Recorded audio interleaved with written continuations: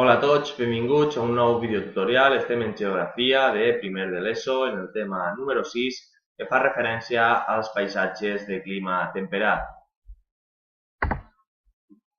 Bé, a continuació tractarem el punt número 2. Estos vídeos es conformen un total de 3 punts. El número 2, que és el que es refereix al paisatge oceànic, el punt número 3, que és el que se'n refereix al paisatge mediterrani, i el punt número 4, que és el que ens parla del paisatge continental. Avui només veurem el paisatge oceànic en este vídeo. Després tractarem els aspectes més interessants d'estos climes, és a dir, la localització dels mateixos, les condicions naturals en què es desenvolupen, els rius, quines són les característiques dels mateixos, quina és la vegetació i la fauna que els compon, i darrerament farem un xicotet repàs per allò que s'anomena com paisatge humanitzat dins d'estos tipus de paisatges.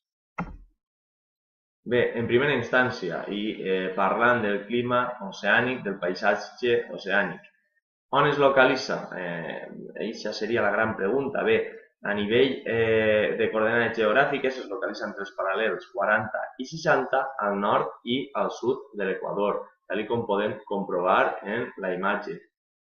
A l'hemisferi nord comprèn la costa occidental d'Europa i d'Amèrica del Nord, en el nostre cas tot allò que s'anomena com la façana cantàbrica o l'arc cantàbric.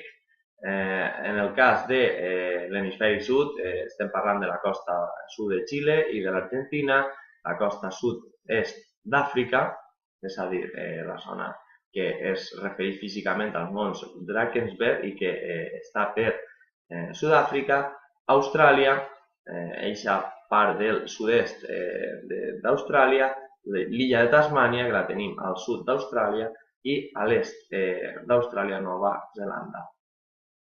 Bé, quines són les condicions naturals que ens trobem en el paisatge oceànic?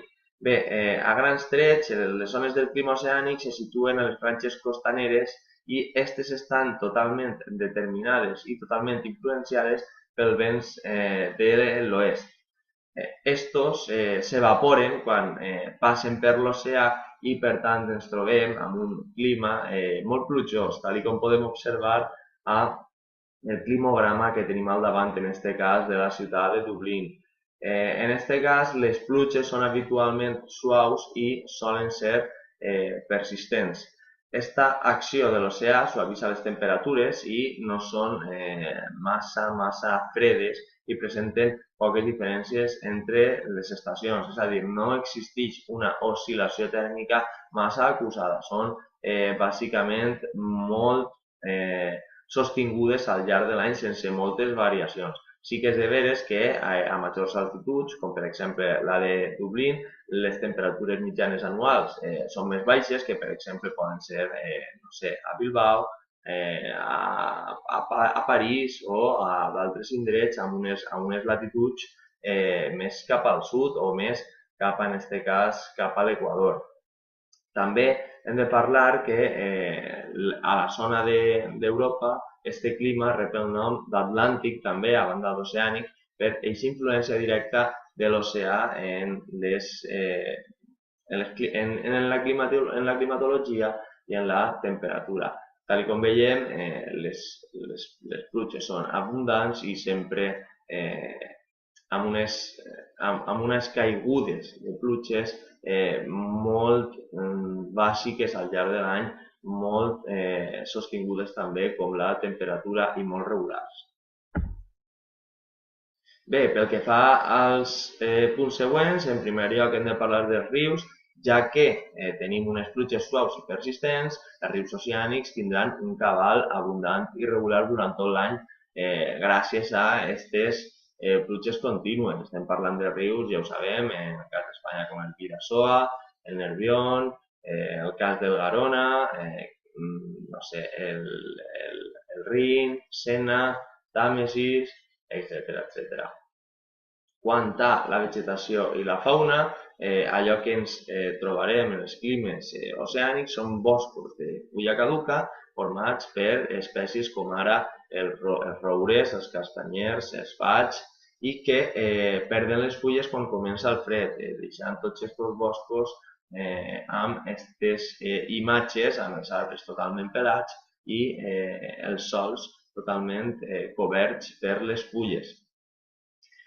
Són llocs on les boires són persistents per la humitat, els vents també són en moltes ocasions forts i violents, i també creix una altra vegetació de mato llarg espinós que s'anomena landa. A més, la característica principal del clima oceànic és el prat i a grans trets els prats són o conformen l'aliment en aquest cas per al bestiar. Pel que fa a la fauna, als boscos de fulla caduca hi viuen mamífers com ara ossos, raboses, porcs senglars, aus, i a les landes també tenim rosegadors menuts com poden ser ratolins, talps i també un gran nombre d'aus. En darrera instància, per tal de tancar amb aquest vídeo, hem de parlar del paisatge oceànic humanitzat i sí que té veres que tenim diferents fisonomies d'aquest paisatge segons el grau d'ocupació humana. En el cas de la regió occidental europea, la regió atlàntica coincideix amb una àrea molt poblada i amb ciutats també molt poblades relacionades amb llocs antigament industrials. És el cas, en aquest cas, tal com podem observar, de la ciutat belga de Bruges, però també se'n poden parlar d'altres com Amsterdam, se'n poden parlar d'altres com la pròpia Londres, Oslo, Bilbao, Donosti, etc. Pel que fa al paisatge humanitzat a les costes occidentals d'Amèrica del Nord i al sud de Xile i Argentina, aquestes en aquest cas són molt menys poblades i abunden en aquest cas boscos i que estan poc explotats. En el cas d'Austràlia, Tasmània i Nova Zelanda, l'herba és molt abundant i el que permet és criar extensivament el bestiar, tant boví com oví. Bé, fins ací el nostre vídeo tutorial d'avui, espero que us hagi servit d'ajuda i ens veiem a classe.